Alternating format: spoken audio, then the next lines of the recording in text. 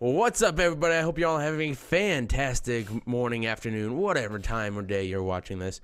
Once again, I'm here with another live podcast with Ryan from Codex Entry. You want to go by Ryan or anything else? Ryan works. Ryan works. Okay. How you doing, man? I'm doing pretty good, all things considered. How are you doing, man? We talked a little bit about it before. Both kind of sick, both kind of getting over some stuff. Yeah, You know, it's been an intense week. Oh, it's been like ever since like me and you were both talking about it. Ever since we both agreed to this, it's just like life hit us both at once. Yeah, Couldn't have planned that out perfecter. yeah. Like, I think we're like 573 days into 2018, yeah. something like that. So we got to be close, right? Yeah. About like 10 months in, just it's ridiculous. Anyways, so I did a live podcast with Fox, and he said that he mentioned you in it a lot. And he said that you were a really cool guy, and I was like, okay, cool. So I never heard of you. And I started watching your content. I was like, God, this guy's like kind of like me. He attacks games the way I do. He looks at games the way I do. He's much better at it than me because he can actually translate that into videos for his channel. Where Oh, I'm thank still, you. no problem. Well, I'm still at the attempting phase. And he's just like, and I messaged Fox about, I want to say like 3 days after, like, hey, would you mind if I asked him on for a podcast? Because he told me, talk to me about you a little bit. I was like, he's like, yeah, sure. I didn't want to, step on any toes or whatever. Yeah. So then I asked you, and, sure enough, you said yes. And then, 3 weeks later, here we are finally. And then life happened like constantly for the next 21 days. Yeah, just ridiculous. Like you said yes, and I'm like, oh boy, this is gonna be awesome. So I started, doing my precast stuff, and then just boom, everything hit at once. It's ridiculous. Yep. Uh, God. yeah, pretty much. So, anyways, I'm gonna ask you the same question I asked Fox to start this off. What started you down the YouTube route? Like, what was when was it like, I'm gonna do YouTube? Um, well, I've always been like really big into YouTube. I've been following, especially the game analysis scene, like forever. It was kind of like, one of those things where it's just like I have an hour to kill, or I'm playing a game and I want to listen to something. I wouldn't throw on a podcast. Sometimes I'd throw on like an album or something, but just as often I'd throw on like Noah Gervais or Digibro or something like that. Just and just kind of like absorb while I'm doing other things. Um, and then like as that kept happening, like the world would continue to go on around me, and I'd begin to form my own opinions, and I'd be like, I want to like broadcast these because there are things I think are problems that no one's talking about. And like I'll never be able to really explain it, but literally just one day I woke up and I was like, today's the day I need to make a video. Like for some reason I just had that compulsion in me. And this was before I knew how to edit. This was before I knew how to do anything related to video production. So I basically spent like literally the next 3 days nonstop, full 16-hour days, just putting a video together. And that was the very first video that wound up on Codex. I remember those days. Oh, yeah. I remember when it was just like, screw it, I'm gonna do it. Mine happened back in 2000. I want to say 2010. A friend and I were here at my house, and we were just sitting around doing nothing. And he's just like, okay, well, I'm like, hey, why don't we do a YouTube channel? And he's like, yeah, screw it. Yeah, we're young high school kids, whatever. And we started filming a video, and it was like 10 minutes long, and that's about it. It was horrible. It got 37 views. I was so excited, but still horrible.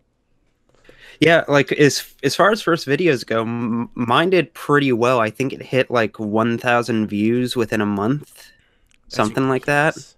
Like it kind of got traction on Reddit, and I like, not huge traction, obviously. 1,000 views wouldn't count as huge traction, but like it got noticed, and like what was it? But but yeah, I look back at that first video and God, I did not know how to edit. I did not know how to do anything. But it's one of those things where it's like, you got to start somewhere, you know? Mm-hmm. Well, when was this? This was what, 2000, a year This ago? was 2016 in August. So a little over a year ago. Okay. Like, That's not bad. That's about when I started. That's when I started with a couple friends of mine. We did like we had another YouTube channel, Nilfinity Productions, and we were doing comic book content. okay. Because I was always like a comic book guy growing up, and we didn't really have video games. But anyways, so then you started your YouTube channel, and you got 1,000 views. So then, what was it? What was the moment? Was it like, okay, well, I can go after this now? Well, it wasn't even really that. It was more just like, well, this is just part of my life now. And I once I started working on that first video, Mm-hmm. it was one of the few times, like, as I was going through it, I was just like, wow, this is something I really enjoy doing. Like, especially the process of like video editing, because that's by far my favorite, like, step of like creating content. Mm-hmm. Like I really enjoy the writing. I take a lot of time for the writing, but like that's actually like emotionally draining. You know, Mm-hmm. it's one of those things where you have to take a lot of time, and it can be like just exhausting. Recording audio, I've said this a million times, but recording audio sucks. You either get the take right or you don't, And and then then you you got to just have to restart. sit. Yeah, and then you have to sit there and like listen back and then edit it and all this stuff. It's not fun. There's nothing creative that goes into it. But like video editing, like as I went through that first video, I was just like, this is awesome. I adore this. This is so much fun for me because you can do all kinds of wild, stupid things.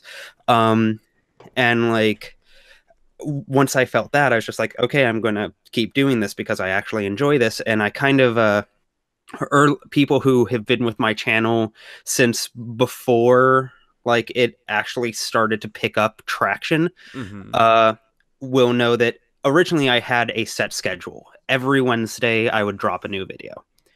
Mm-hmm. uh I missed one or two Wednesdays, but for the most part I would drop a new video every Wednesday, uh mainly because I was hoping one of them would pick up, but and didn't really happen. But like my big thing was just like, I know I know I'm at a stage where I'm not as good as I could be, and the Mm-hmm. only way I'm going to get past that stage is by continuing to make stuff. And the best way to continue to make stuff is to set yourself to a schedule. So I I'm kind of at that point. I'm trying. I'm trying to like, yeah, like it's hard. It's really hard. Like it's balls hard. Everybody's just like, it's so easy. Just stick to a schedule. I'm like, do you know how hard it is to get any schedule going at all? Especially like when you're yeah. like, I now have to block out time so I can, think of a video, edit a video, and then like for some of the like I have an idea for a video I've been trying to do now for well over 3 months, and it's like every time it's like 16 hours of research to get into this video. Then once you get that done, it's like, okay, now you got to plot out your bullet points, and it's like 4 pages of notes Yeah. translates to 3 pages of bullet points. Then you enter the recording, and then it's just like, boom, you got no time. I'm just like, fuck. That's just, it's ridiculous. But yeah, I Yeah. feel your pain with the scheduling.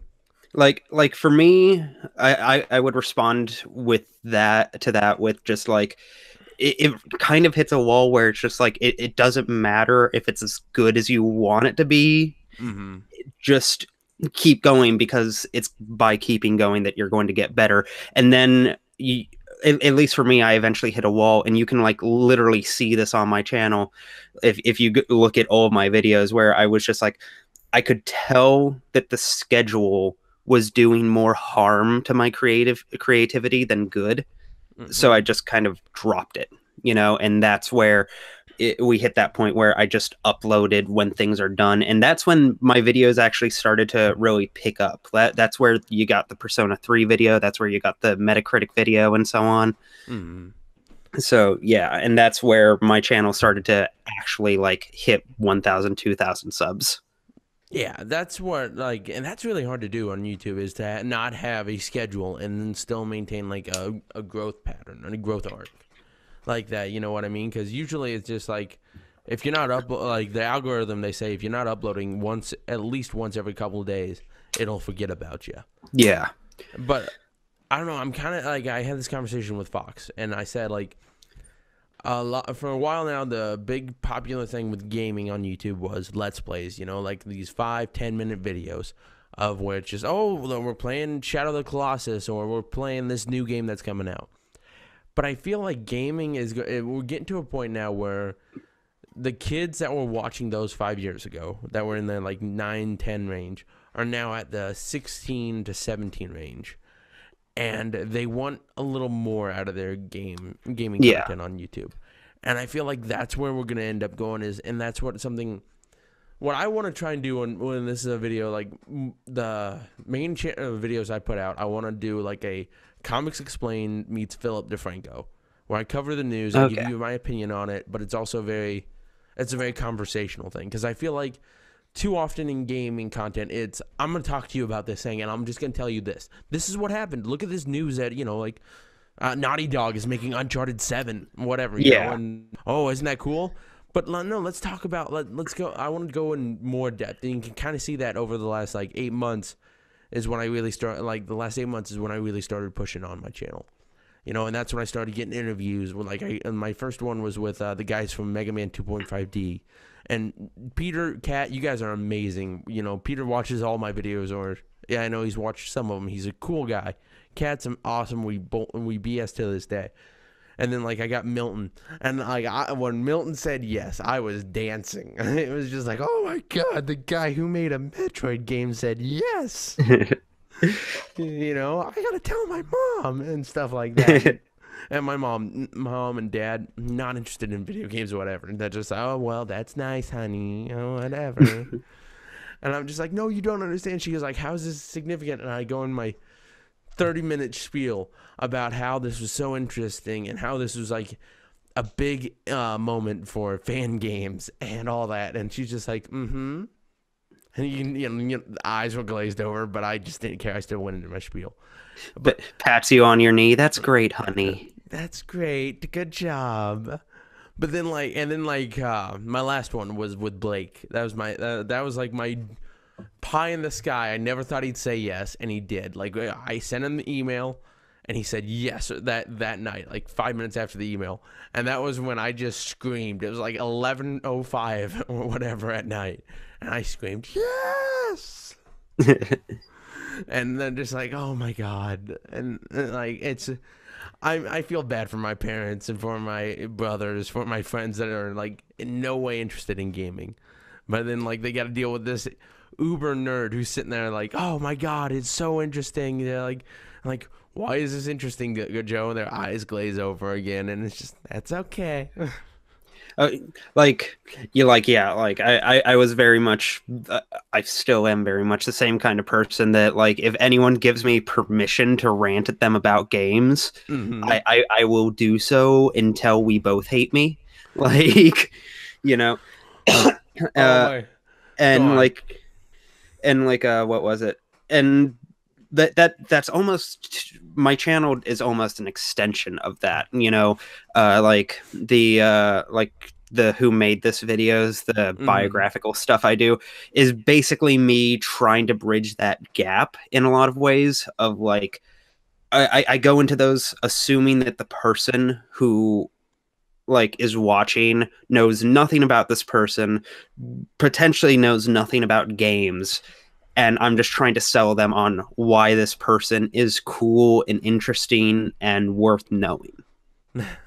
Yeah, I got an I'll tell this story because this happened to me about 3 months ago, like around the time around Christmas time. Me and my friend, it was like, what game came out in December last year? I can't remember. Anyways, I was there to pick up that game, and there's this mom and dad. They walk up and they're like, "Do you know anything about these video games?" And it was just like, yes, I do. And my friend just pats me on the back and walks away. No. And you can like she was like it was my friend described it as the scene from Indiana Jones and the Crystal Skull. Or not the Crystal Skull, but like in the Lost Ark when they melt, you know, they open up the casket and they melt. And he's just like, he goes, "You were having the time of your life." He goes, "You went into sales numbers, you went into, you know, different studios. They did not give a rat's ass about it all. But you know what? You know your stuff." But you ask and you get what you ask for. Like, yeah, they just decided to tap on the shoulder of the wrong person, I guess. But that's kind of like that. That's kind of the reason why I do it. I'm trying to find that balance, you know, because like for me, I don't know. It's probably the same for you because I get it from your videos that you're into video game history and the designers and the studios and all that. yeah. Where I'll come home and like say I can't sleep at night. I'll open up my iPad and I'll just sit there and I'll read up on anything I can find about a studio or whatever. And next thing you know, it's like 2 o'clock in the morning, and you know, well, Yeah. But like for me, it's one of those things like I've like, I mean, this was basically my first video, but like to this day, I find it really weird that we don't really think about who is making our games and like who's behind them. Like we'll go on and on about how great this film director is or how awful this film director is or so on and so forth. But with very few exceptions, like don't get me wrong, there are famed game creators out there without like no debate, but like, you know, everyone knows who Michael Bay is. Everyone knows he's directed Transformers. Who's directed Call of Duty? No idea. Exactly. Like, and that to me is just weird. And that's one of those things that just constantly like just scratches at me. And like that's where kind of for me, it's more for me, it comes from a place of almost indignation of like, we should know this. Why don't we know this? Mm-hmm. Well, how much of that do you think it is because, like, you know, back in the NES era, or even to the extent with the Atari era, like, game developers didn't put their names out there because they were afraid that they were going to get poached. You know what I mean? Oh, yeah. How much do you think is still translated out into today? Because, like, I feel think like it has to have something to do with it, but it doesn't have everything to do with it, you know? I think it definitely is to a degree because I've never worked in the game industry, but like, you know, I've talked with developers and I've listened to developers talk, and it seems to even this day still be kind of a continued fear.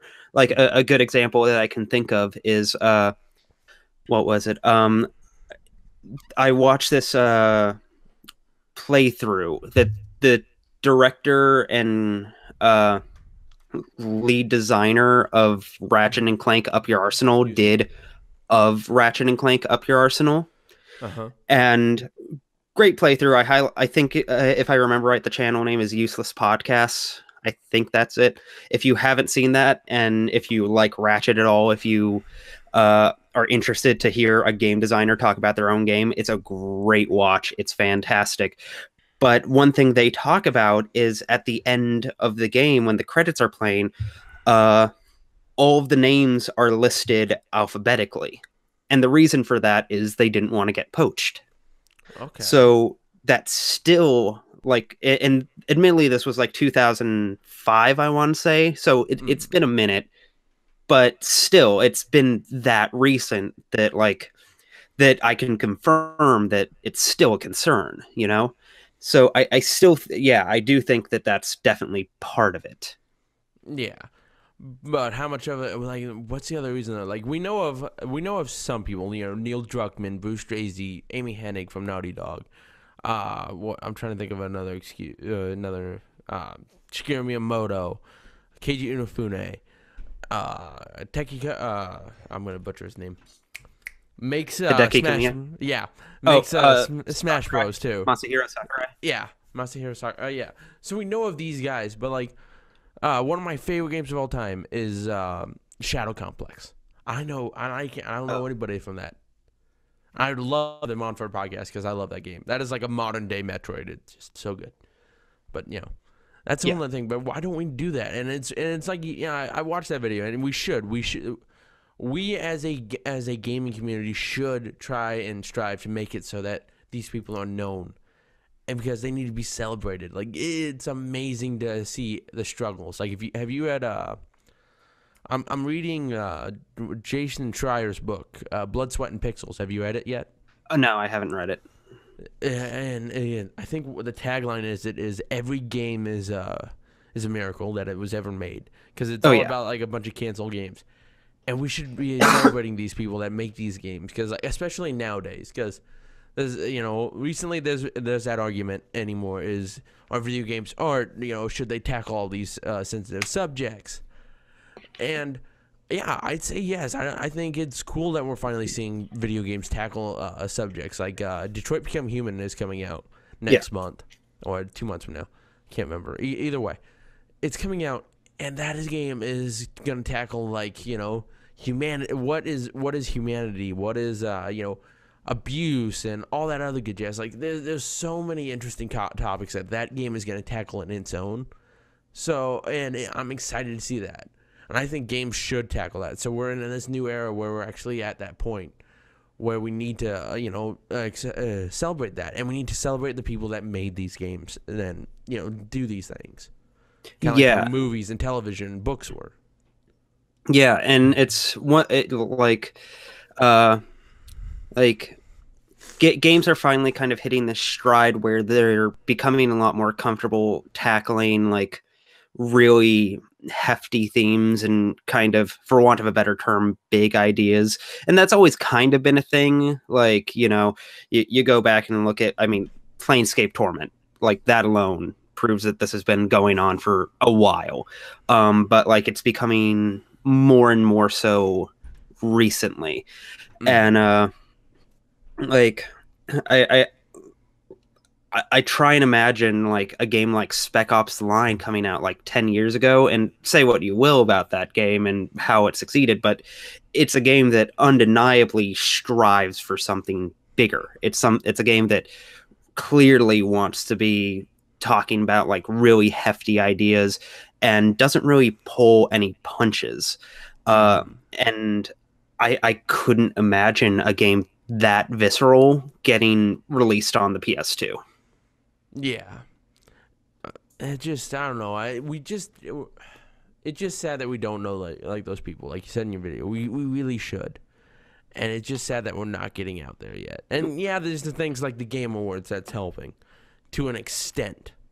Yeah. But how cool would it be that if like Sony or Xbox or Nintendo was like, here's the game director from this game that was super amazing.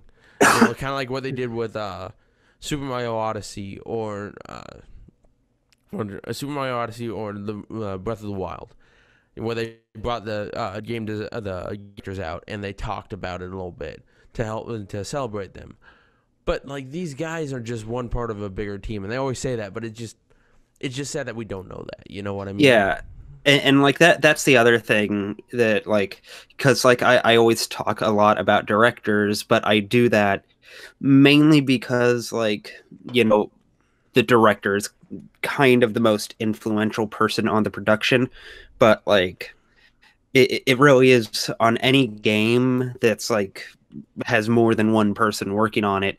It's always going to be immeasurable the level of impact everyone else has, like it's like people working on a game, and like it can be real easy to look at like one person and say there we go, but like that's kind of a big part of the reason why like with game analysis, one thing I never really see anyone do is taking kind of auteur readings to it, if you know what I mean. No, I don't. Auteur readings. Never heard that actually. Basically, within film theory, there's a concept of the auteur, which is basically the director. The movie comes from the director. Everything in the movie is a direct, like, is a direct result of the director making the choices that they've made. And as such, it's basically made almost exclusively by the director. Um, and like, it's a theory I don't really buy into personally, but it's one that can be really useful and be really insightful. Like, you look at something like any number of Kubrick movies, and if you take those as just movies that are there, they're great movies. But once you take them into like the mindset of this is something made by Stanley Kubrick and what his life was and all of that, like you begin to get a lot of insights into how those movies function and think and what they actually value. Uh, and to that end, like we have in games, we have a lot, like basically the standard way to read a game is to just see the game as its own thing. It's just there, it exists, and that's kind of the end of the story. And kind of what I think is valuable to do and should be done more is look at, you know, the director and kind of apply what he or she thinks and has done and all of that, and how perhaps their other works can come in and like be read into it as well, et cetera, et cetera. And that's kind of what auteur theory is. Like, Okay. it's not the best description I think I could do of it, but yeah, I think you get the idea. Okay. Like, the best way I can think of it, the best comparison I can think of is in the same way you would think of as a book be like as written by one person, in the same way like Lord of the Rings was written by Tolkien. Mm-hmm. Auteur theory suggests that films are Aren't made by that made. one. Yeah, exactly. And Gotcha. by proxy, that gets extended to things like games and music and so on.